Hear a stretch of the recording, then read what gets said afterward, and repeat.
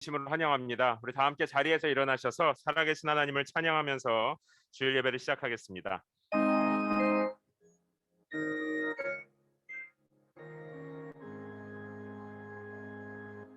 만복의 근원 하나님, 온 백성 찬송 드리고, 저 천사여 찬송하세. 찬송 성부 성자 성령.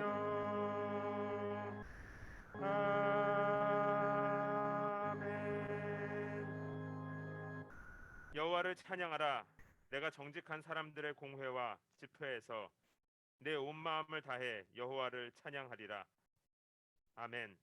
살아계신 아버지 하나님, 이 시간 하나님의 자녀들이 예수 그리스도의 이름을 힘입어 주의 집에 나와 하나님을 찬양하고 예배합니다. 하나님, 우리들에게는 자격이 없고 선한 것이 없으나 예수 안에서 하나님께서 우리를 자녀 삼아 주시고 예배자로 나아갈 수 있는 은혜를 주셨으니 얼마나 감사한지요. 하나님의 자녀들에게 하나님의 선함과 아름다움과 능력과 지혜를 마음껏 나타내 주셔서 우리가 이 시간 온전히 하나님을 높여드리는 복된 예배의 시간 되게 하여 주시옵소서. 감사드리며 살아계신 예수님의 이름으로 기도합니다. 아멘. 우리 다 함께 사도신경으로 우리의 신앙을 고백하겠습니다. 나는 전능하신 아버지 하나님, 천지의 창조주를 믿습니다. 나는 그의 유일하신 아들 우리 주 예수 그리스도를 믿습니다. 그는 성령으로 잉태되어 동정녀 마리아에게서 나시고 본디오 빌라도에게 고난을 받아 십자가에 못 박혀 죽으시고 장사된 지 사흘 만에 죽은 자 가운데서 다시 살아나셨으며 하늘에 오르시어 전능하신 아버지 하나님 우편에 앉아 계시다가 거기로부터 살아있는 자와 죽은 자를 심판하러 오십니다. 나는 성령을 믿으며 거룩한 공교회와 성도의 교제와 죄를 용서받는 것과 몸의 부활과 영생을 믿습니다. 아멘.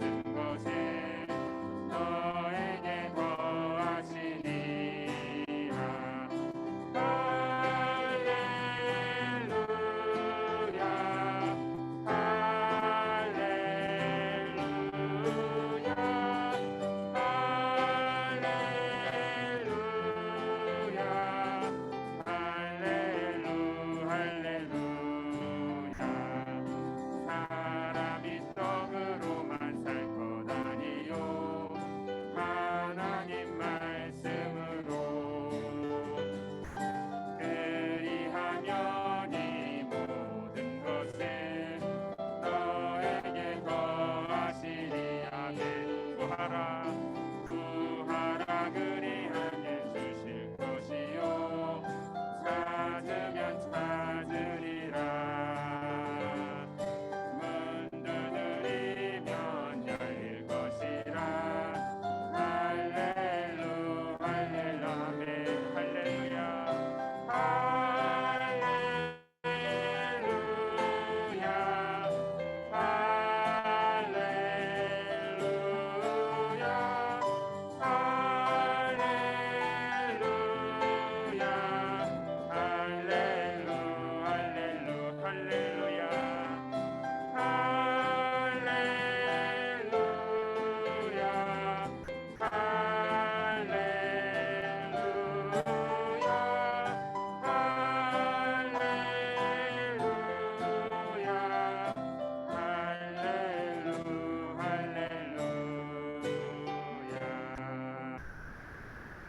함께 자리에 앉아서 계속 찬양하겠습니다.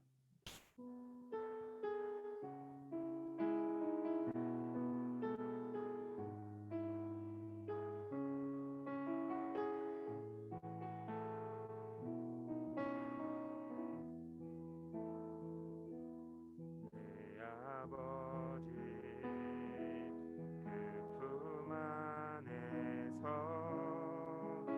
내 영혼은 안전합니다. 주 손길로 내 삶을 안으시니 그 평강이 나를 덮습니다. 내 아버지 그 품 안에서 그 품 안에서 내 영혼은 안전합니다. 주 손길로 내 삶을 하신 주님 나 신뢰해 나 두려움 다 내려놓고 두려움 다 주님만 의지해 주님만 주 안에서 내 영혼 안전합니다. 주 안에서 내 영혼 안전합니다. 우리 시간 다 함께 눈을 감은 채로 기도합니다. 하나님 눈앞에 보이는 수많은 환경과 사람들은 또 많은 일들은 나의 마음과 삶을 흔드는 것 같지만 그러나 하나님의 약속 안에서 하나님의 은혜와 그 손 안에서 우리의 영혼은 평안합니다. 누구도 하나님의 길을 가는 하나님의 사람들을 흔들 수 없고 빼앗을 수 없음을 이 시간 믿음으로 고백합니다. 하나님 나의 상황과 환경이 아니라 하나님을 바라보게 하시고 하나님의 약속이 다시 한번 우리의 삶에서 새로워지는 시간 되게 하여 주시옵소서. 우리 다 함께 조용히 소리내어서 우리의 마음을 고백하며 기도하도록 하겠습니다. 함께 기도합시다. 살아계신 아버지 하나님 참 감사합니다. 우리로 이 시간 하나님의 은혜 가운데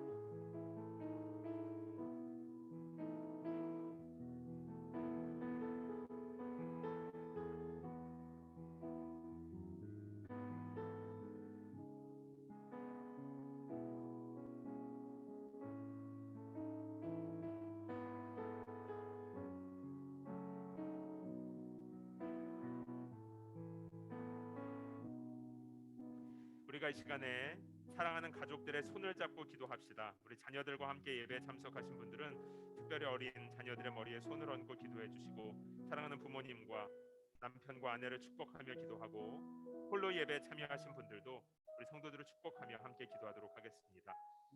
하나님 아버지, 때로는 우리가 사랑하는 가족과 성도들 깊은 마음속을 다 이해할 수 없고 우리가 아무리 사랑해도 해줄 수 없는 것들이 참 많이 있는데 성령께서 이 시간 사랑하는 남편과 아내, 우리 자녀들, 우리 성도들의 눈과 귀를 열어주시어서 하나님이 얼마나 좋으신 분이신지 우리를 향한 아버지 하나님의 열정과 사랑이 새로워지는 시간 되게 하여 주시옵소서. 우리 서로를 축복하며 기도해 주시고 사랑하는 선교사님들과 선교지에 있는 영혼들, DC 버지니아 메릴랜드 지역에서 함께 예배하는 모든 교회들을 위하여서 이 시간 한 번 더 소리내어서 기도하도록 하겠습니다. 살아계신 아버지 하나님, 이 시간 특별히 사랑하는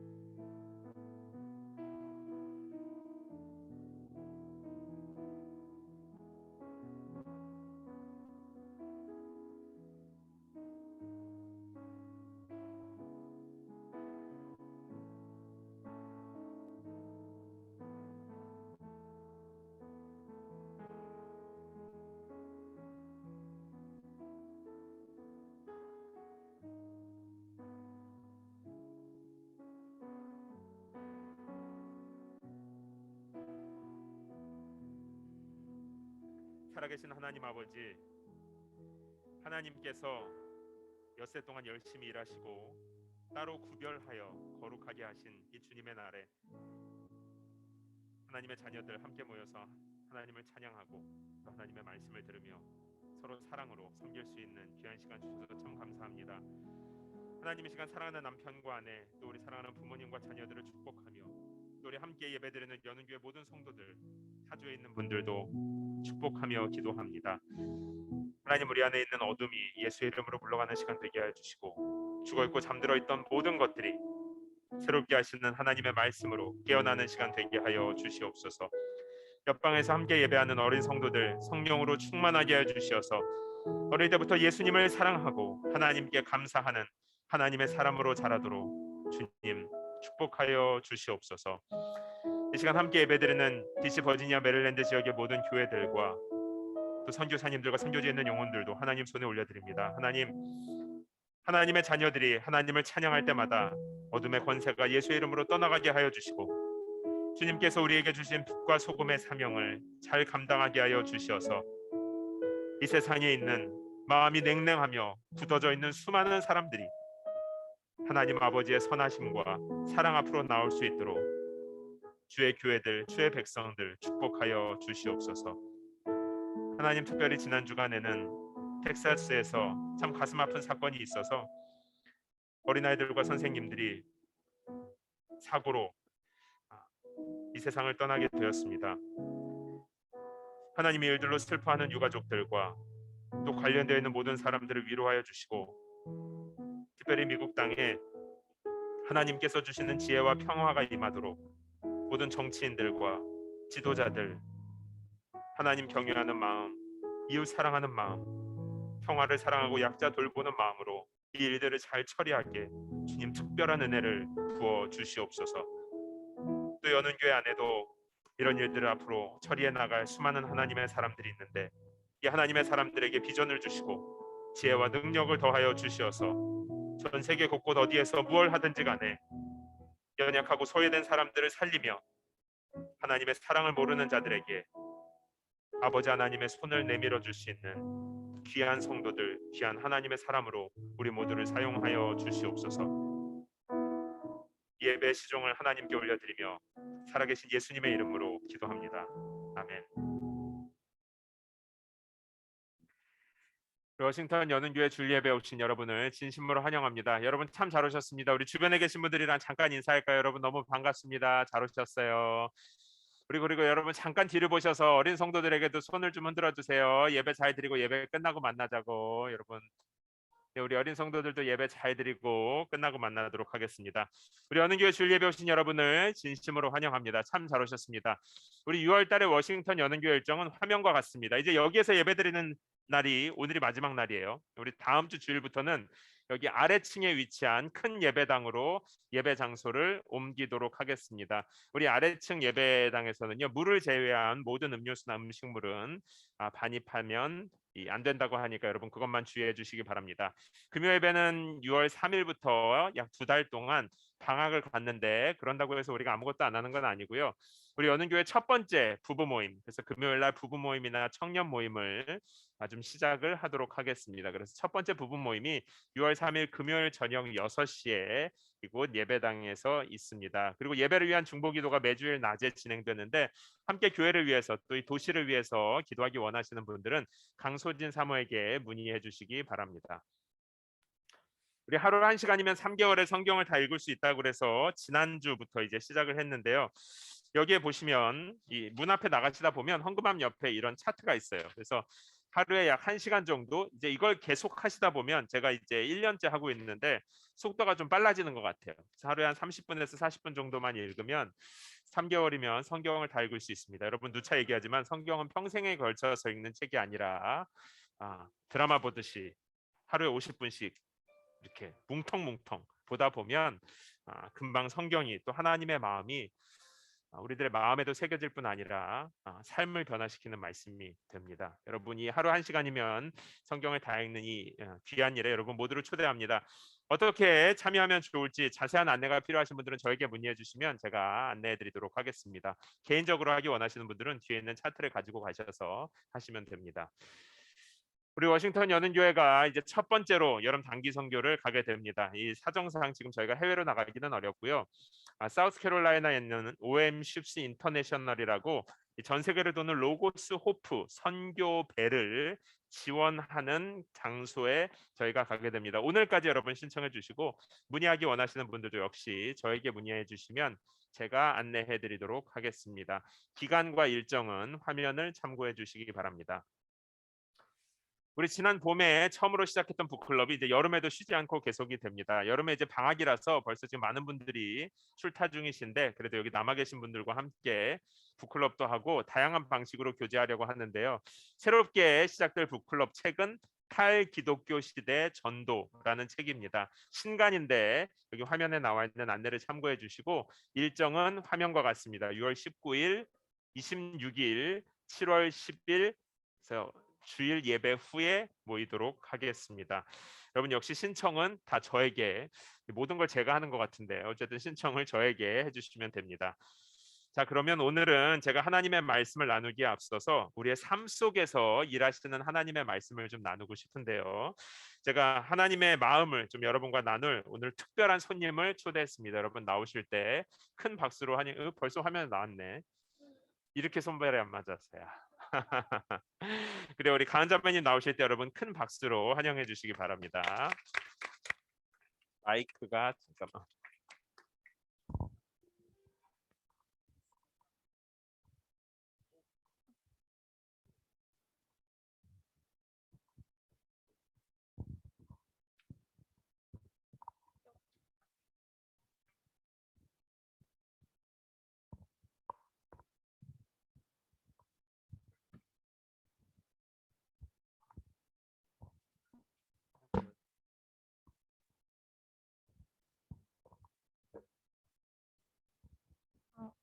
안녕하세요. 박가은 성도입니다.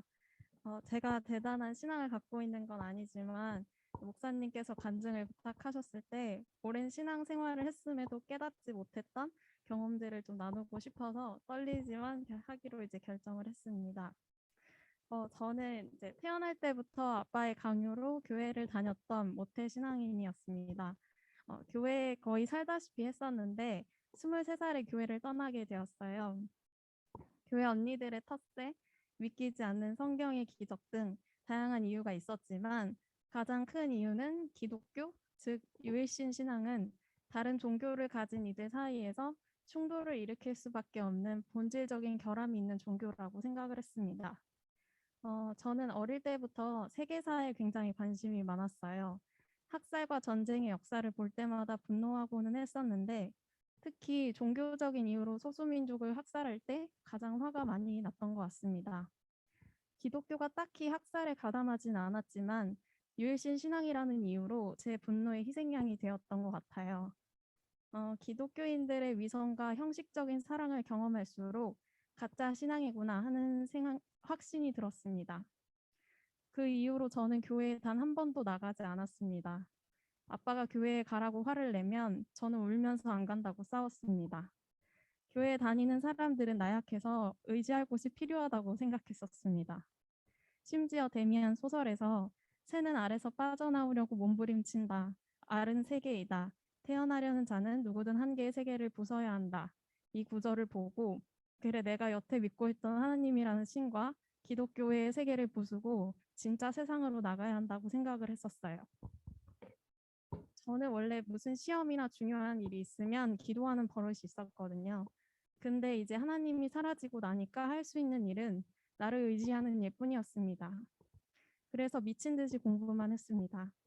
유학을 가겠다는 일념 하나로 약 4년 동안의 시간을 4~5시간만 자면서 영어 공부를 하고 역사 공부를 하고 약간 미쳐서 살았던 것 같아요.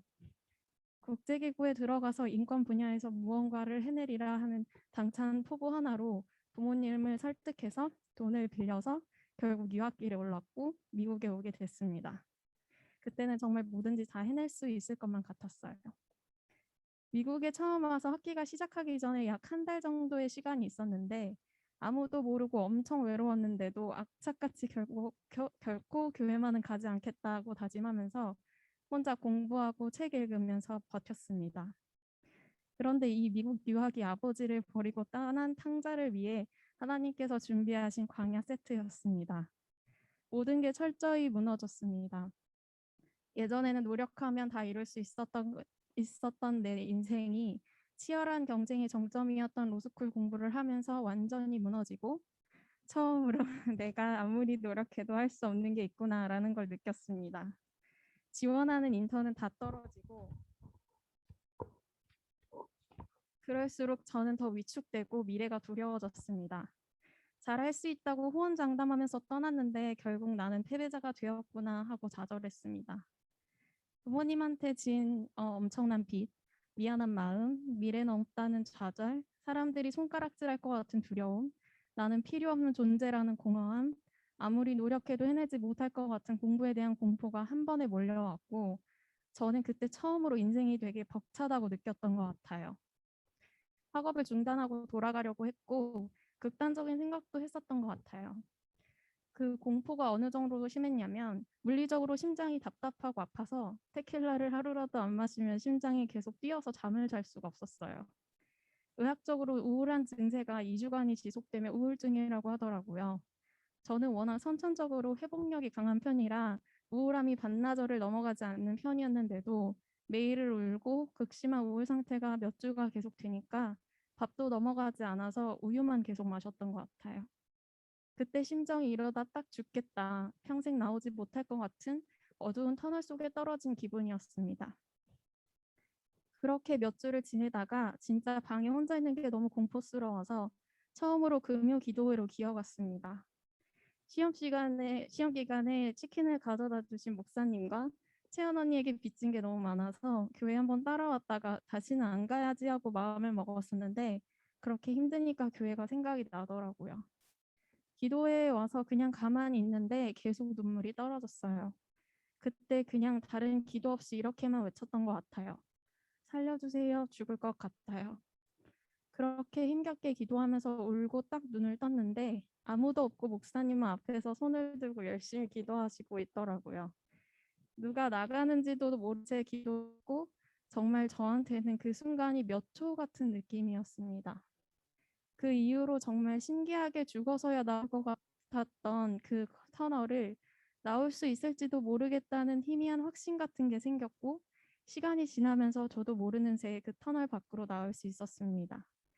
그때 이후로 저는 하나님께 정말 가까이 가는 시간을 가졌습니다. 옛날에는 창세기만 읽고 포기했던 성경 통독을 처음으로 시작을 했고 지금은 한 2일치, 3일치 정도 남은 것 같아요. 성경 공부도 혼자 유튜브 성서학당을 보면서 시작했고 무엇보다 새롭게 하소서라는 간증 프로그램을 챙겨보면서 나도 저 사람들처럼 하나님을 진하게 만나보고 싶다. 거부할 수 없을 정도로 강렬하게 살아계신 것을 체험하고 싶다고 그래서 더 이상은 의심하지 않을 수 있도록 해달라고 정말 간절하게 기도했어요. 그리고 그 응답으로 놀라운 경험을 많이 하게 됐습니다. 저는 한 번도 과거에 눌려본 적이 없었던 저였는데 귀신의 촉감도 느끼고 그 귀신을 성령님께서 제 입을 억지로 벌려 예수 그리스도의 이름으로 명하노니 사탄 마귀는 물러가라라고 외칠 때 그 모든 게 사라지는 경험을 했습니다. 지금도 그 촉감이 정말 생생해요. 그리고 성경을 읽다 궁금해서 기도를 하면 답을 바로 주시는 경험, 사이가 안 좋은 친구를 위해 용서할 수 있는 마음을 달라고 기도하면 그 친구가 신기하게 먼저 말을 걸어오는 그런 경험을 며칠을 새도 부족할 정도로 정말 많이 했던 것 같습니다. 아마 제가 믿음이 너무 부족해서 하나님이 그런 수많은 경험을 통해 살아계신 하나님을 인격적으로 만나게 해주신 것 같아요. 하나님은 제게 두 가지 소망을 주셨습니다. 첫 번째는 고린도전서 1장 27절에서 28절 말씀을 통해 주셨어요. 그러나 하나님께서 세상에 미련한 것들을 택하사 지혜 있는 자들을 부끄럽게 하려 하시고 세상에 약한 것들을 택하사 강한 것들을 부끄럽게 하려 하시며 하나님께서 세상에 천한 것들과 멸시받는 것들과 없는 것들을 택하사 있는 것들을 폐하려 하시나니 최근에 제가 월드비전을 통해서 제가 태어난 날과 똑같은 날에 태어난 아이 2명을 입양했습니다. 하나님께서 입양하라는 마음을 주시고 단순히 돈을 지원하는 게 아니라 그 아이들을 정신적으로 영적으로 양육하라고 하셨어요. 하나님께서는 억울한 역사를 가진 사람들을 보고 너무 분해하는 저를 위해 이 말씀을 주시면서 가난한 나라에서 태어난 이 아이들을 높이 들어 부자와 똑똑한 이들을 뛰어넘는 세계의 리더로 만드실 거라고 제게 소망을 주셨습니다. 제 꿈은 이 아이들이 하나님의 꿈을 품고 리더가 될 때까지 내 아이처럼 편지로 소통하고 직접 만나러 가기도 하고 기도하고 또 대학까지도 보내는 것입니다. 두 번째 소망은 난민들의 고통과 그 트라우마를 함께 견디는 것입니다. 저는 곧 뉴욕으로 인턴을 하러 떠나게 되는데요. 제가 하는 일은 변호사 분들을 도와서 아프가니스탄 난민들이 미국에서 난민 지위를 인정받을 수 있도록 인터뷰를 하고 서류를 준비하는 일을 하게 됩니다. 난민 신청은 정부의 박해나 고문, 살해 위협 등이 있을 때 인정이 되기 때문에 이를 입증하지 못하면 박해하는 고국으로 돌아가야 해서 이 과정 자체가 한 사람의 인생을 결정하게 되는 중요한 일입니다.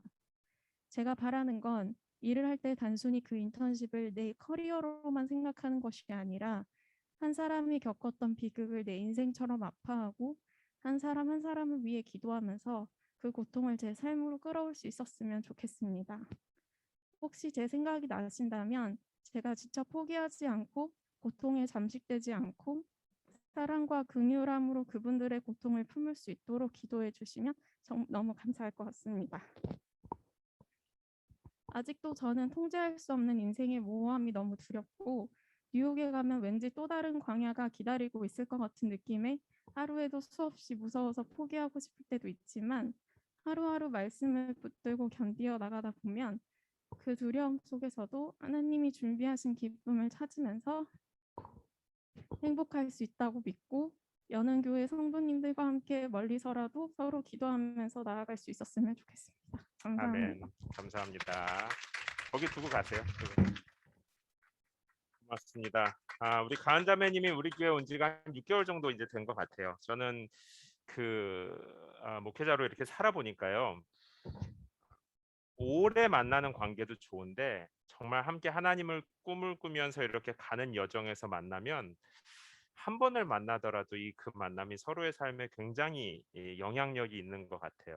그래서 가은자매님이 되게 짧게 있다 갔는데 여기에 계시는 동안에 함께 하나님의 은혜를 나눌 수 이렇게 하나님을 깊이 만나게 되고 또 하나님의 꿈을 가지고 뉴욕으로 떠날 수 있게 된 것이 저에게도 또 얼마나 큰 위로가 되는지 모릅니다. 아마 여러분들도 그 간증을 들으면서 똑같은 생각을 했을 것 같은데 여러분들 가은자매님이 그 뉴욕에서 이제 난민분들하고 일을 하러 가는데 어떻게 보면 선교사 같은 마음으로 가시는 거예요. 그래서 우리 앞으로도 가은자매님과 가은자매님을 만나게 될 난민들을 위해서 아프간 난민이라고 그랬나요? 네, 그분들을 위해서도 우리도 계속해서 같이 기도하도록 하겠습니다. 가셔서도 꼭 계속 소식 주시고요. 네, 그러면 우리 다 함께 자리에서 일어나셔서 오늘 주신 하나님의 말씀을 함께 읽겠습니다. 사무엘상 13장 1절에서 15절인데요. 제가 1절, 여러분이 2절 교대로 읽고 마지막 15절은 다 함께 한 목소리로 읽겠습니다. 사울이 왕이 됐을 때 그의 나이는 40세였습니다. 그가 이스라엘을 다스린 지 2년이 됐을 때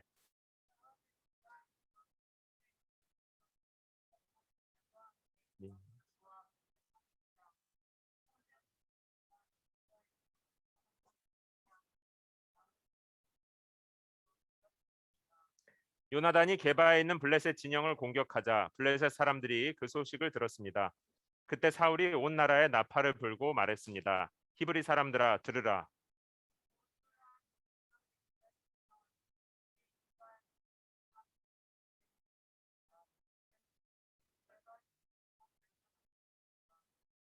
블레셋 사람들은 이스라엘과 싸우기 위해 모였습니다. 전차가 3만 대, 기마병이 6천 명, 그리고 군사는 해변의 모래알같이 셀 수도 없이 많았습니다. 그들은 베다웬 동쪽 믹마스로 올라가 진을 쳤습니다.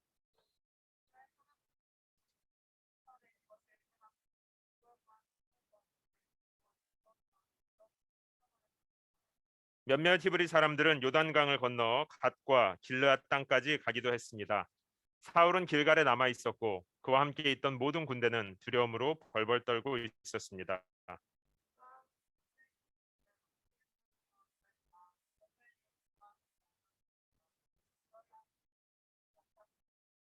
그래서 사울은 내게 번제물과 화목제물을 갖고 오라 하고 명했습니다. 그리고 사울은 번제를 드렸습니다.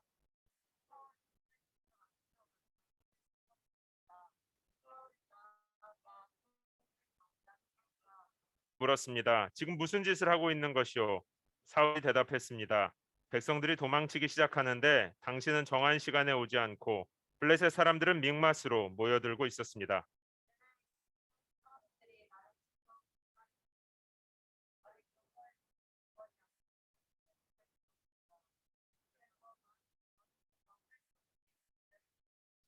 사무엘이 말했습니다. 당신은 어리석은 행동을 했소.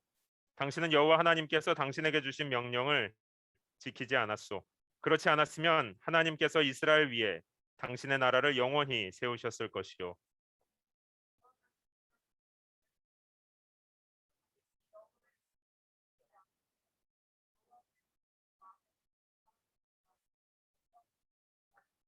함께 읽겠습니다.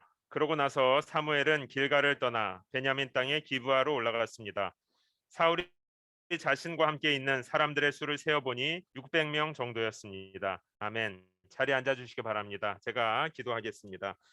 살아계신 아버지 하나님, 오늘 우리가 사무엘상 말씀을 통해서 이스라엘의 첫 번째 왕 사울이 어떻게 살았는지 또 그를 바라보는 하나님의 마음이 무엇인지 나누려고 합니다. 하나님 아버지, 이 시간 우리 모두 살아계신 하나님의 음성을 듣는 시간 되게 해 주시고 우리의 눈과 귀를 열어 주셔서 주님의 마음이 우리의 머리를 넘어 우리의 영혼에 새겨지는 시간, 그래서 우리의 삶으로 열매 맺는 복된 은혜의 시간 되게 하여 주시옵소서. 감사드리며 살아계신 예수님의 이름으로 기도합니다. 아멘. 사울은 굉장히 좋은 집안 출신의 사람이었습니다. 그러니까 이스라엘에는 12개의 가족이 있었는데 이제 성경에서는 그걸 지파라고 표현합니다. 12개의 패밀리 중에 제일 막내 집안이 베냐민 지파였는데요. 베냐민 지파 안에서 기스라고 하는 유력한, 성경에서는 이제 사무엘상 9장 1절을 보시면 잠깐 화면을 띄워 주시겠어요? 아버지 기스는 그 지역에서 굉장히 유력한 사람이었다고 그래요. 그러니까 좋은 집안에서 태어났고요. 사무엘상 9장 2절을 보면 탁월한 능력의 사람이었었고, 묘사하고 있는 것을 보면 눈에 띄게 멋지고 잘생겼다라고 이야기하고 있어요. 그런데도 불구하고 사무엘상 9장 21절을 보면 그는 하나님 앞에서 겸손하기까지 했습니다. 하나님께서 왕으로 자신을 지목하자 내가 어떻게 왕이 될 수 있을까? 라고 하는 두려워하는 마음, 겸손한 마음을 처음에는 가지고 있었어요. 그래서 사무엘이 모든 백성들 앞에 이제 사울을 왕으로 소개하면서 사무엘상 10장 24절, 이는 하나님께서 선택하신 사람인데 사람들 중에는 이만한 사람이 없다. 아주 좋은 사람이고 능력도 마음도 좋은 사람이다. 그래서 이만한 사람이 없다라고까지 소개했습니다. 이스라엘이라고 하는 나라에 하나님이 택한 백성의 첫 번째 왕이 될 만한 자격을 두루 갖춘 사람인 것 같아요. 특별히 하나님 선택하셨고요. 그래서 이제 첫 번째 전투에서 사무엘상 11장을 보면 하나님의 영으로 충만했다라고 하는데, 이게 신약 또 오늘날 방식으로 말하면 성령의 충만을 입어서 하나님의 영에 사로잡혀서 하나님의 말씀, 하나님의 약속에 대한 굉장히 강한 확신이 있다는 거예요. 그러니까 성령에 사로잡히게 되었을 때 특징 중에 하나는요, 하나님의 말씀이 그냥 그렇구나 하고 냉랭하게 지나가는 게 아니라 믿어지기 시작하고 굉장히 강한 확신으로 자신을 사로잡기 시작하는 것입니다. 그래서 사울 왕은 하나님의 영에 사로잡혀서 이스라엘 백성들과 나간 첫 번째 전투에서 승리를 거두게 됩니다. 그리고 오늘 본문은요, 그렇게 왕이 되고 나서 2년째 되던 때에 일어났던 사건입니다. 그는 3천 명의 군사들 중에 1,000명은 아들 요나단에게 내어주고 2,000명은 자신이 함께 데리고 있었는데요. 요나단과 1,000명의 군사가 먼저 그 인접해 있었던 블레셋 군대에게 먼저 가서 공격을 했습니다. 여러분이 사무엘상 전에 있었던 사사 시대 이야기를 보면요, 사사 시대에 이스라엘을 끊임없이 괴롭혔던 나라 중에 하나가 블레셋이었어요. 그리고 이스라엘 백성들은 블레셋 굉장히 무서워했습니다. 그래서 기드온이라고 하는 사사와의 사건에서 보면 이스라엘 백성들이 블레셋 때문에 막 벌벌 떨고 매일 먹을 거 뺏기고 이랬던 사건들이 등장하는데, 지금 사울 왕은 1,000명, 이게 그렇게 많은 숫자가 아니거든요. 요나단 아들과 1,000명의 군사가 블레셋을 먼저 쳤고, 나머지 남아있던 군사들과 함께 사울이 온 나라에 나팔을 불고 들으라 히브리인들이여 이렇게 소리를 질러요. 그 말은 뭐냐면 이제 일어나라는 뜻입니다. 일어나서 나와 같이 전쟁에 나가자. 그러자 실제로 사울 왕과 하나님을 통해서 첫 번째 승리를 경험한 백성들은요, 사울을 따라서 블레셋과의 전투에 나서게 되죠. 그런데 오늘 본문에서는 블레셋 군대가 이제 사울과 이스라엘을 대항하려고 군대를 동원해서 반격하는 장면을 묘사하고 있어요. 그런데 그 규모가 어느 정도냐면요, 전차가 3만 대, 3만 대요. 별로 안 놀라시네요. 지금 여러분 여기 만약에 전차가 3만 대면 지금도 DC가 오토바이들이 전국에서 메모리얼 위켄드라 다 모여가지고 DC가 어마어마하게 막히거든요. 근데 이 전차가 3만 대면 도시를 둘러쌀 정도가 됐겠죠. 기마병, 말탄 군사가 그 뒤에 6천 명.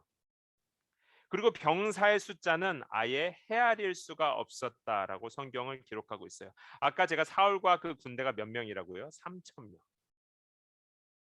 근데 전차만, 창 들고 바퀴 들고 달리는 전차만 3만 대.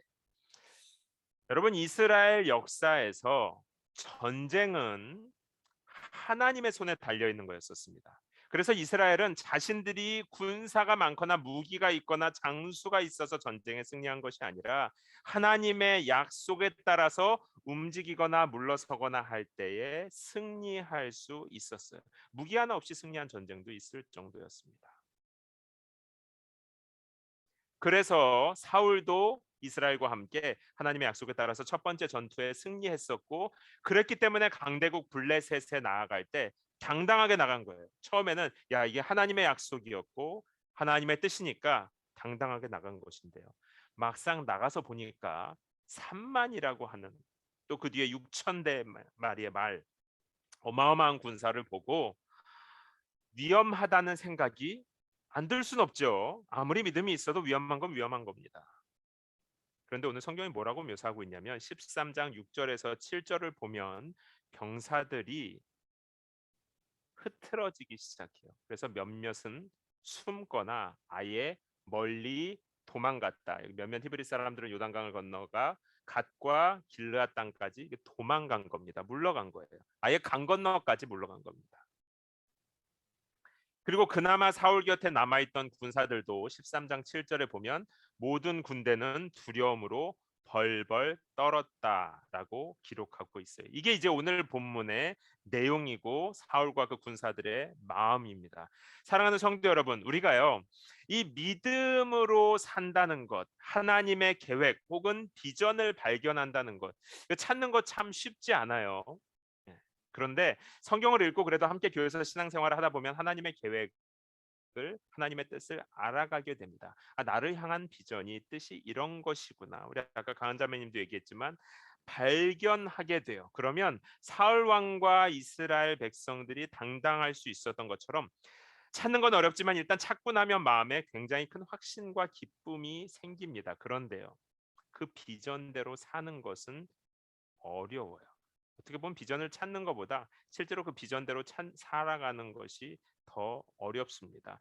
여러분, 우리가 DC에 처음 올 때 기도했던 것들이 있을 거예요. 나름대로 여러분 직장이나 공부와 관련된 비전 같은 것도 있었을 수도 있고요. 아, 내가 가족을 전도해야 되겠다, 친구들을 전도해야 되겠다 하는 생각을 했던 분도 있습니다. 아, DC에 가면 이제 결혼할 수 있겠구나, 여는 교회 가서 뭔가 새로운 가정을 꾸릴 수 있겠구나. 나름대로 기도 제목들, 하나님께 받은 약속들을 가지고 우리는 이 도시와 이 교회에 모였을 거예요. 확신을 가지고 출발했죠. 그런데 시간이 지나면서 우리가 비록 만난 시간은 짧지만 그래도 이 도시에서, 이 교회에서 시간이 지나면서 생각보다 상황이 힘들어질 수 있고요. 기다리는 시간이 길어질 수 있습니다. 그게 지금 사울과의 군사들이 맞닥뜨린 상황이에요. 하나님의 약속을 따라서 전쟁에 나왔는데 야, 이게 생각보다 어려운 거예요. 생각만큼 만만하지 않겠구나. 여러분, 어떤 사람은요, 어려움을 만나면 더 기도의 자리에 나가는 사람이 있습니다. 어떻게든 이겨야지. 그런데 어려움을 만나면 자꾸만 자기 안으로 들어가는 사람이 있어요. 힘들다, 못하겠다, 쉬고 싶다, 그만하고 싶다. 여러분, 어느 쪽입니까? 이스라엘과 사울은요, 처음에는 확신에 차서 전투에 나갔는데요, 상황이 어려워지니까요, 불안해하고 물러섭니다. 많은 병사들이요, 나 안 할래, 나 못하겠어, 이거 아닌 것 같아. 거기에 더해서 전쟁에 앞서서 하나님의 페이버를, 하나님의 은혜를 입기 위해서 번제를 드려야 한다. 그러니까 내가 올 때까지 7일간 기다려라라고 당시 이스라엘의 지도자였던 사무엘이 사울에게 약속했는데 7일을 기다렸는데 사무엘이 오지 않는 거예요. 그러니까 자 보세요. 상황은 어려워지죠. 제사는 드려야 될 것 같고 하나님의 페이버는 입어야 될 것 같은데 7일을 기다리라고 했는데 시간이 다 돼가는데 오지 않으니까 백성들은 더 불안해하죠. 흩어지죠. 그러니까 사울의 마음이 조급해지니까요. 자신이 직접 번제를 드렸다라고 성경 기록하고 있어요. 사울은요, 사무엘이 번제를 드려야 된다는 것을 알고 있었어요. 왕이 번제 드린 게 잘못은 아닙니다. 뒤에 이스라엘 역사를 보면요, 다윗 왕이나 솔로몬 왕도 하나님께 번제를 드리는 모습들이 등장해요. 여기서는 사무엘이 번제를 드린 것, 사울이 번제를 드려서 문제인 것이 아니라 사무엘이 번제를 드리기로 했는데 그것을 어긴 것이 문제가 되는 거예요. 처음에는 그것을 지키려고 순종하기 위해서 7일을 기다렸는데, 그리고 이전에 있었던 아까 제가 첫 번째 전투에서 승리했었다고 그랬잖아요. 그때는 잘 기다렸거든요. 근데 이번에는 왜 불순종하고 자신이 번제를 드렸을까요? 하나님의 뜻을 알고 믿음으로 새로운 시작을 하는 사람들 많아요. 우리도 다 믿음으로 기대를 가지고 시작합니다. 그런데 처음 마음으로 계속 믿음의 길을 걸어간다는 건 생각만큼 쉽진 않아요. 그리고 끝까지 그렇게 가는 사람을 만나는 건 진짜 어렵습니다. 목회자도 교회도 마찬가지예요. 처음에는 다 너무 좋죠. 우리 교회도 아직도 처음이긴 한데 그래도 처음 너무 좋죠. 그런데 시간이 지나다 보면 이런저런 어려움들과 갈등을 우리도 경험하게 될 것입니다. 끝까지 가는 건 더 어렵죠. 자, 지금 사울이요, 이렇게 생각했을 수 있어요. 아니, 내가 번제를 안 드린 것도 아니고 사무엘, 당신이 약속한 7일이 지났는데도 안 온 거 아닙니까? 난 나름대로 하나님을 섬기기 위해서 한 거 아닙니까?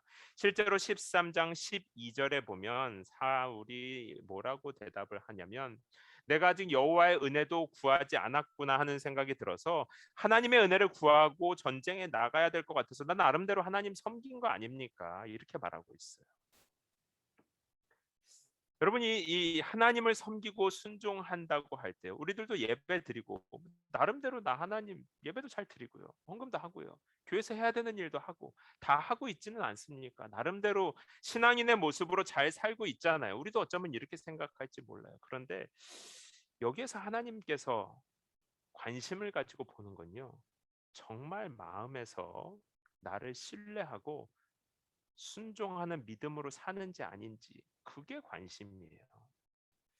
너가 그냥 예배 왔다 갔다 하고 종교적인 활동들 하고 겉으로 신앙인이라고 하는 거 그거 말고 정말 너의 마음 중심에 나의 약속을 신뢰해서 나를 신뢰해서 진짜 믿음으로 살아가고 있는가?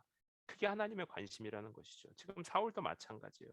나 제사도 드리고 있고 왕으로서 하나님의 전쟁에도 참여하고 있고 하나님의 은혜를 입는 활동들 열심히 하고 있는 거 아닙니까? 이게 뭐가 그렇게 문제입니까? 그러나 사무엘은 알았고요. 사실은 사울도 알았습니다. 여러분 우리 모두 겉으로 하나님의 은혜를 구하는 것 같지만 믿음을 가지고 살아가는 것 같지만 실제로 우리의 속마음에서 하나님을 신뢰하는지 정말 믿음의 방향을 가지고 살아가는지 아닌지 하나님도 아시고 사실 우리도 알아요. 결론적으로 사울은 이 사건 때문에 왕의 자리에서 내려오게 됩니다. 당장은 내려오지 않는데요. 사실상 하나님이 선택한 왕으로서의 기간이 이때부터 끝이 나게 되고 내리막길을 걷게 돼요. 사무엘은 오늘 보면 13장 14절에서 당신의 나라는 오래가지 않을 것이고 하나님께서 이스라엘에 새 왕을 세울 것이다라는 말을 듣게 됩니다. 사랑하는 성도 여러분, 저는 연은교회 성도들이 믿음으로 이 도시에 오셨고 또 믿음으로 우리 연은교회에 오셨고 그랬는데 중간에 사울처럼 그냥 흉내만 내다가 3년 뒤 5년 뒤에 만났는데 다 사라진다면 그건 너무 슬프고 안타까울 것 같아요. 그래서 이 질문이 중요합니다. 사울은 왜 다 알면서도 이 전쟁이 이렇게 중요한데 자신에게나 이스라엘에게나 이렇게 중요한데 알면서도 왜 이런 결정을 내린 것일까? 여러 가지 대답을 할 수가 있겠지만 오늘은 제가 간단하게 한 가지만 말씀드리겠습니다. 그게 뭐냐면 오늘 설교의 제목이에요. 사울에게 하나님의 말씀은 과거가 되고 상황이 지금 현재여서 그래요. 이걸 제가 계속 반복할 거니까 잘 한번 들어보세요. 처음 왕을 시작할 때요. 사울의 삶의 현재인 것은 지금인 것은 하나님의 말씀이었었어요. 그런데 시간이 지나면서 이 처음 마음은 점점 과거가 된 것입니다. 옛날의 감동. 아, 옛날에 그랬었지. 지금은 이 상황이 지금인 것이죠. 사울만이 아니라 사람은 원래 권태를 잘 느낍니다. 시간이 지나면 처음에 감동이나 그 결심이 다 약해지게 마련이에요. 저는 처음 유학을 온 게 약 15년 전에 뉴욕에 있는 버팔로라는 도시로 갔습니다. 제가 뉴욕 주립대로 유학을 간다고 하니까 제 친구들이 야, 너 이제 뉴요커 되는 거냐고 맨해튼에서 베이글 먹는 거냐고 그래서 야, 나 버팔로는 뉴욕이랑 7시간 떨어졌어. 그리고 가보니까 완전 시골이에요. 베이글은 무슨 네, 그만하도록 하겠습니다. 좋은 도시예요. 좋은 도시. 그렇게 거기에 있다가 이제 필라델피아에 있는 신학교로 갔어요. 신학교에 처음 갔는데요. 기숙사 안에 일본인 친구가 있더라고요. 이제 제가 온 걸 보고 여기 한인마트 있다고 얘기해 주는 거예요. 그래가지고 제가 버팔로에는 그런 게 되게 조그만 아주 이거보다 한 반 정도 되는 가게들밖에 없었거든요. 한인마트가 있다는 거예요. 그래서 일본인 친구가 자기 차로 저를 데려갔는데 굉장히 오래된 글씨로 한아름이라고 써 있었어요. 한아름. 지금은 이제 이름도 없죠. 다 H마트로 바뀌었죠. 근데 제가 그걸 보고 얼마나 좋았는지 거기 필라델피아에 있는 한아름은 통로도 진짜 조그맣고 지금 생각하면 굉장히 작거든요. 근데 제가 너무 좋아가지고 야 너는 일단 집으로 먼저 가라. 난 여기 좀 있다 가야 되겠다. 그래서 제가 정말 모든 코너를 공부할 기세로 어디에 뭐가 있는지 다 봐둬야 되니까 1시간 동안 제가 마트에서 얼마나 꼼꼼히 장을 봤는지 몰라요. 근데 그것도 별로 오래 못 갑니다. 네. 나중에는 거기에 있는 마트 잘 가지도 않았었어요. 지금 생각해 보니까 이제 안 갈 것 같아요. 아무리 좋은 것도요. 계속 보면 처음 감동이 지나가는 것이 우리의 마음입니다. 이게 뭐예요? 그 감동이 과거가 된다는 뜻이에요. 이게 처음에는 그 감동이 지금이었는데 시간이 지나다 보면 과거가 됩니다. 더 이상 그게 지금의 내 감동이 되지 않아요. 우리 안에 있는 이런 본성을 어떻게 보면 참 못된 본성인데요.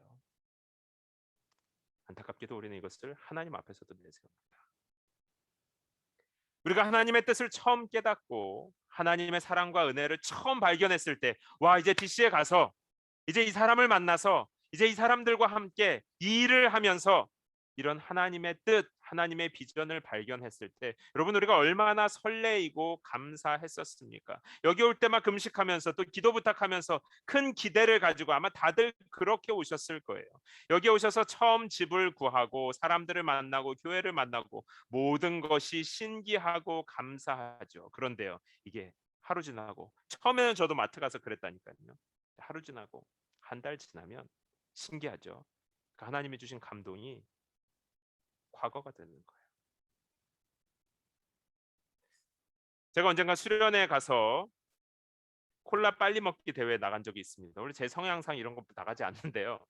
제 목회자들 나오라 그래가지고 불려 나갔어요. 불려 나가가지고 이런 게임에 정말 잘하시는 목사님이랑 저랑 둘이 하는데요.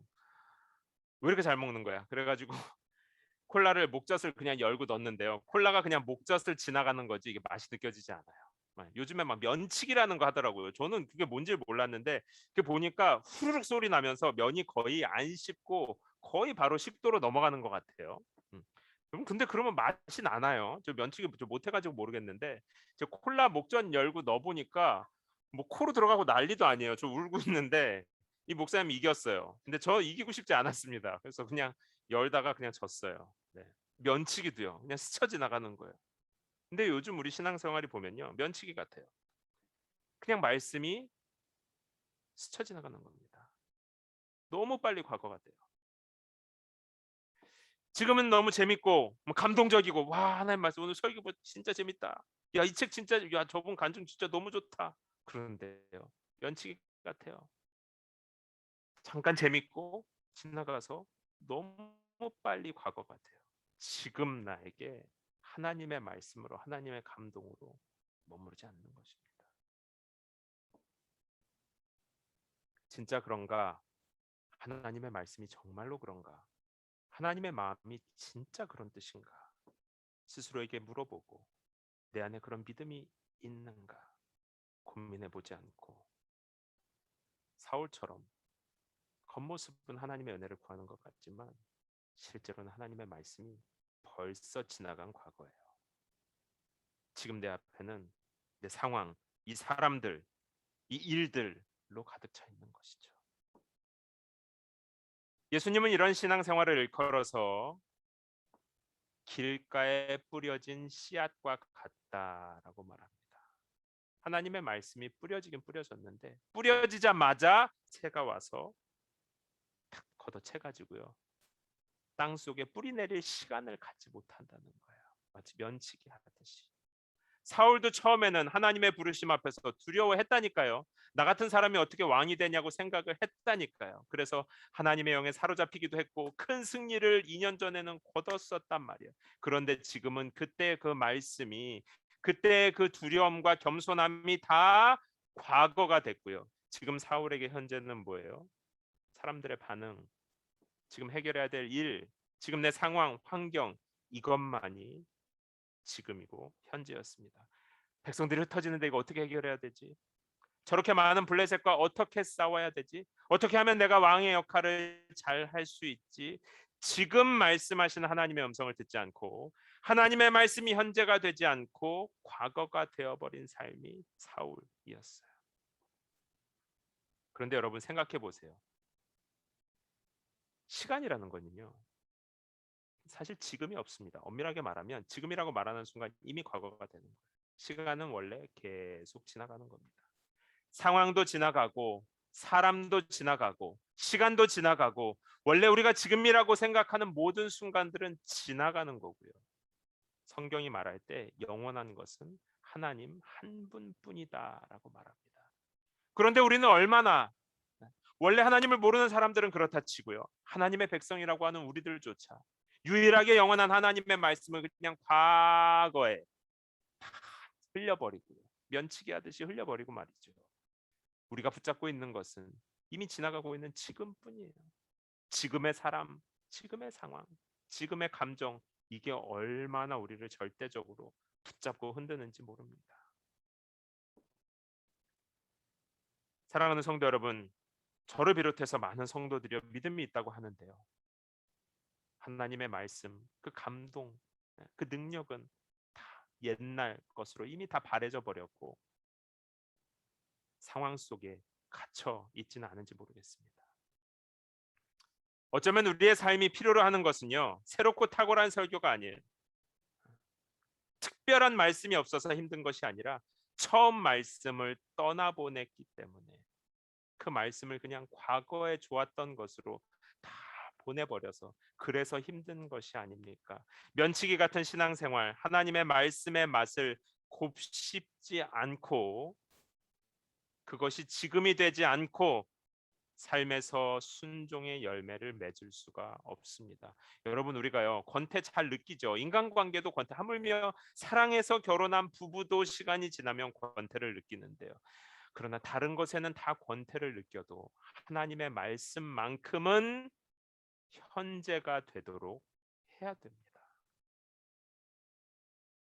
제가 마음이 냉랭해질 때 가장 먼저 하는 게 뭔지 아십니까? 아주 단순한 걸 해요. 제가 마음이 냉랭해질 때, 저도 사실은 성정은 여러분과 똑같은 사람이잖아요. 목회자라고 해서 막 특별한 능력이 있는 것은 아닙니다. 제가 마음이 냉랭해질 때 가장 먼저 저 스스로를 돌아보는 것은 내가 말씀을 면치기 하듯이 막 보고 있는 건 아닌가. 그래서 천천히 성경을 읽는 걸 해요. 실제로 저는 마음이 냉랭해지고 제 주변 사람이나 상황들 때문에 제가 막 너무 복잡해질 때, 그런 것들을 처리해야 되겠다고 하는 막 스트레스에 너무 커질 때, 이건 아닌 것 같다 싶을 때 하나님의 말씀을 보면요, 처음에는 마치 체한 사람이 밥 먹을 때 입이 까끌거리는 것처럼 성경 말씀이 잘 안 들어와요. 해결해야 될 일, 하나님께 듣고 싶은 말이 있기 때문에 이게 잘 집중이 안 됩니다. 자꾸 내 식대로 읽으려고 해가지고요 버석거려요 처음에는. 그런데 가만히 앉아서 하나님의 말씀을 한 절 한 절 메모하는 마음으로 읽고 있으면 그때 천천히 하나님의 말씀이 비로소 눈에 들어오기 시작하고요. 그러면 영원할 것 같았던 현재는 지나가는 과거가 되고, 퇴색되어 있었던 하나님의 말씀이 지금이 되는 것입니다.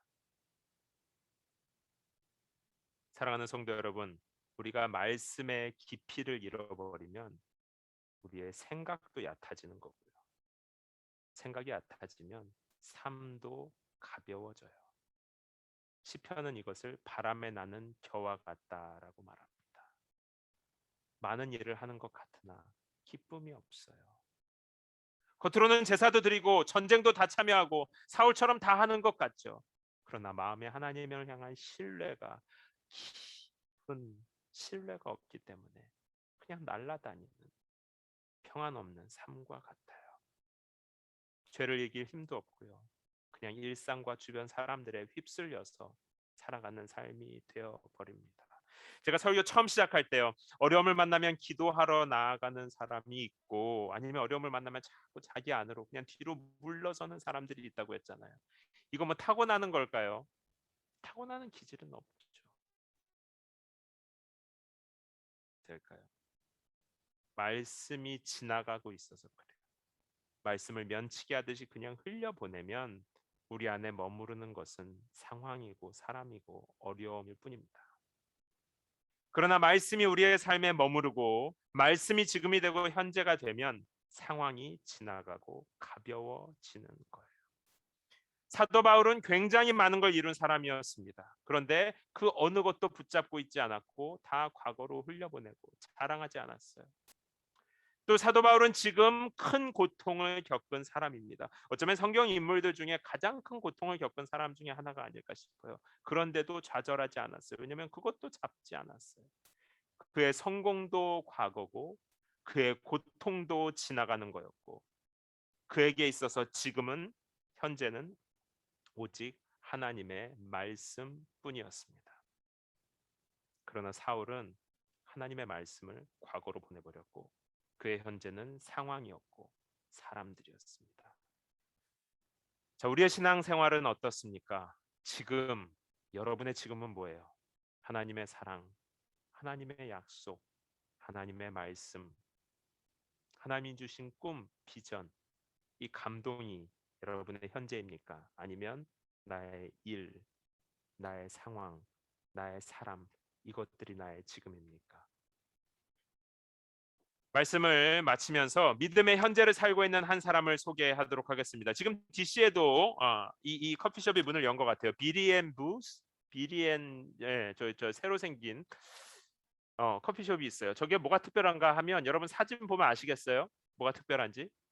조지타운을 걸어가다 보면 저렇게 생긴 커피숍이 있을 거예요. 제가 알기로는 4월 말인가 5월 초인가 오픈을 한 것 같아요. 저 커피숍이요. 미국 전역에 있는 건데 다운 증후군과 정신지체 장애를 앓고 있는 사람들을 고용해서 운영하는 커피숍이라고 해서 유명해졌어요. 여러분 조지타운 지나가시다가 보면 다른 뭐뭐뭐뭐 커피숍보다 기왕이면 한 번씩 저 커피숍을 들어가 주시면 좋을 것 같아요. 그런데 저런 게 한국에도 있습니다. 제가 지난주에 희망 제작소 레그랜느라고 하는 책을 선물 받았어요. 읽었어요. 가끔씩 한국에서 저에게 책을 보내주는 청년이 있습니다. 약간 숙제처럼. 그러면 이제 보내줬으니까 읽어야죠. 열심히. 근데 이제 희망 제작소 레그랜느라는 책이 저기 사진에 나오는 것처럼 보다시피 한 장로님께서 저 저자예요. 남기철이라고 하는 사업가신데 아이가 하나 있는데 그 아이가 자폐 아이인 거예요. 근데 이 아이가 성인이 되면서 이제 학교를 졸업하고 나면 이 자폐인 아이들이 갈 데가 없다고 합니다. 취업할 곳도 없고요. 취업도 너무 제한적이어서 이 장애를 가진 아이들을 계속 취업을 시켜줘야 되기 때문에 길어야 2년에서 3년 정도밖에 못 머무른다고 하네요. 저는 그런 게 있는지 몰랐어요. 그래서 이렇게 머물렀다가 다 나가야 된대요. 그러니까 얘네가 20대 굉장히 어린 나이에 이제 학교도 끝나고 이런 실습도 끝나고 나면 갈 데가 없대요. 그러니까 이분이 너무 고민을 하시다가 자신이 하는 사업을 두고 두 번째 사업을 시작한 거예요. 처음에는 이제 아들을 살 방법을 찾아주기 위해서 시작한 사업에 주변에 있는 사람들이 우리 아이도 좀 부탁한다고 하면서 시작하게 된 게 레그랜느라고 하는 빵집 카페였다고 합니다. 그 사업장 이야기예요. 이 남기철 장로님은 처음 시작할 때 어려웠지만 하나님이 주신 약속이 있었다고 해요. 내 자녀에 대한 또 이 같은 이 땅에서 갈 곳이 없는 장애, 자폐인들 그리고 그 가족들이 사회 구성원으로 살아갈 수 있게 하는 하나님의 꿈을 가지고 시작을 했는데요. 하다 보니까 너무 많은 벽에 부딪혔다는 거예요. 왜냐면 이런 걸 하는 사람이 없어가지고 관련 법규가 없다네요. 관련 법규가 없어서 뭐 하나 할 때마다 너무너무 어려웠었나 봐요. 그리고 안 해도 되는 수고를 몇 배의 수고를 하고 이 실정을 모르는 상태에서 요구되는 수많은 요구에 맞추느라고 굉장히 많은 수고를 한 내용이 책에 기록이 되어 있습니다. 그러다가 이제 마무리는 코로나로 더 어려워져서 결국 가게 문들을 다 닫게 되고요.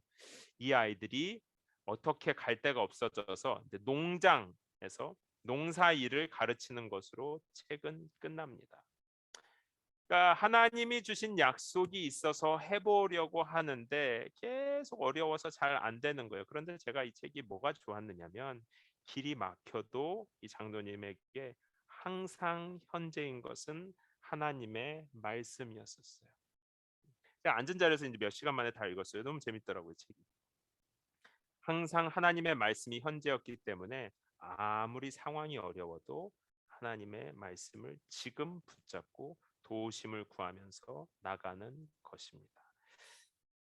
사무엘 선지자가 제사장이 결국 사울에게 사무엘상 15장 22절에서 그 유명한 말씀 순종이 제사보다 낫고 하나님의 말씀에 귀 기울이는 것이 양의 기름보다 낫다라고 말합니다.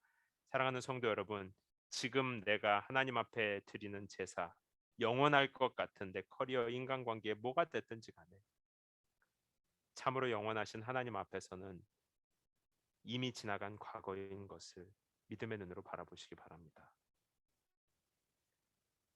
영원히 지금인 하나님 앞에서는 그 모든 것도 지나가는 과거일 뿐이고요. 하나님의 말씀의 감동만이 여러분의 현재가 되게 하시고 그 말씀 안에 거하시기 바랍니다. 면치기처럼 스쳐 지나가야 하는 것은 말씀이 아니라 우리의 상황이고 근심이고 욕망입니다. 그래서 여러분 모두가 사울처럼 잊혀지는 삶이 아니라 하나님의 부르심 안에서 영원히 기억되는 삶이 되기를 예수님의 이름으로 축원합니다. 우리 시간에 함께 기도합시다. 조용히 소리내어 기도할 때 하나님 그렇습니다. 제가 생각해 보니까요. 내가 처음 미국에 올 때 또 DC에 올 때 연원교회 올 때 하나님이 주셨던 약속의 말씀들이 나에게 개인적으로 주셨던 하나님의 약속이 분명히 있는데 시간이 지나면서 그 말씀은 과거가 되어버리고 지금 나를 사로잡은 것은 사람, 일, 욕망, 상황, 환경, 지나가야 할 것들이 지금이 되고 오히려 지금이 되어야 하는 것이 과거가 되어버린 참 안타까운 모습이 사울의 모습이고 나의 모습인 것을 고백합니다. 하나님, 사울은 하나님 나라의 역사에서 잊혀졌지만 저는 우리 어느 교회는 우리 사랑하는 성도들은 잊혀질 수 없습니다. 하나님의 말씀이 우리의 마음에 새겨질 뿐 아니라 삶으로 열매 맺게 주여 우리를 고쳐 주시옵소서. 우리 하나님 앞에 우리의 마음을 고백하면서 천천히 조용히 소리내어서 기도하도록 하겠습니다.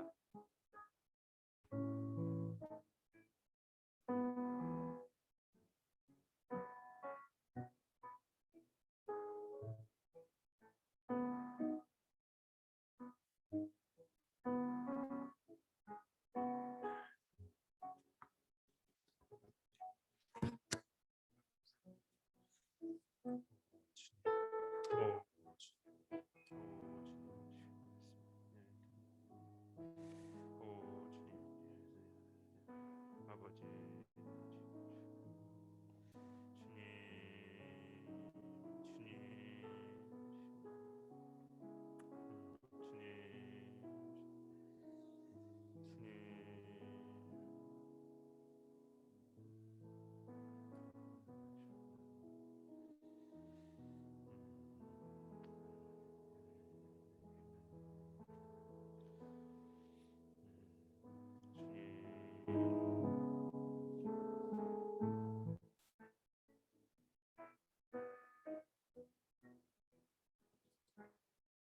살아계신 아버지 하나님, 하나님께서 얼마나 큰 사랑과 은혜로 나 같은 사람을 찾아오셨을 때 그 감격을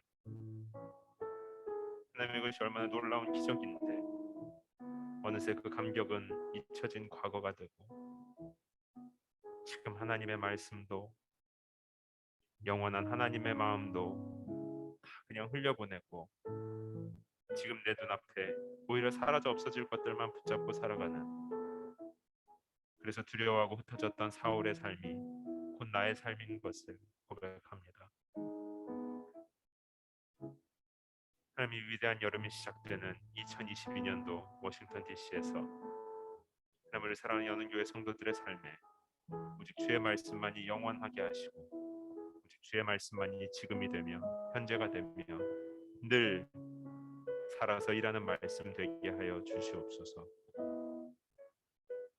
사울처럼 겉으로만 하나님 섬기는 흉내내고 실제 마음속으로는 사람들 상황을 기쁘게 하려고 하는 그러다 잊혀지는 사람 되지 말게 하시고 하나님의 말씀 안에 살아가며 하나님의 꿈을 이루는 복된 인생들 되게 하여 주시옵소서.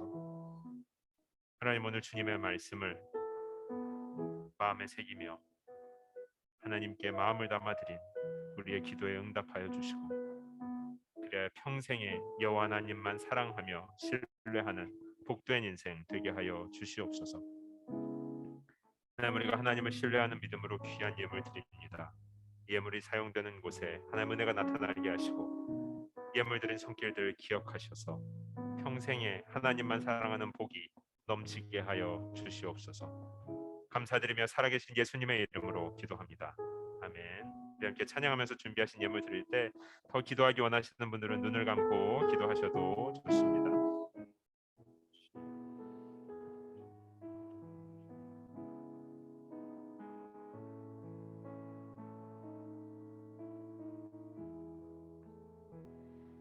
이제는 우리를 모든 죄의 저주에서 구속하여 주신 예수 그리스도의 은혜와 아버지 하나님의 사랑하심과 성령 하나님의 위로하시고 새롭게 하시는 좋은 일들이 오직 하나님의 말씀 안에 지금 그리고 영원히 거하기를 다짐하며 나아가는 당신의 사랑하는 자녀들 머리 위에 이제로부터 영원토록 함께 있을지어다. 아멘.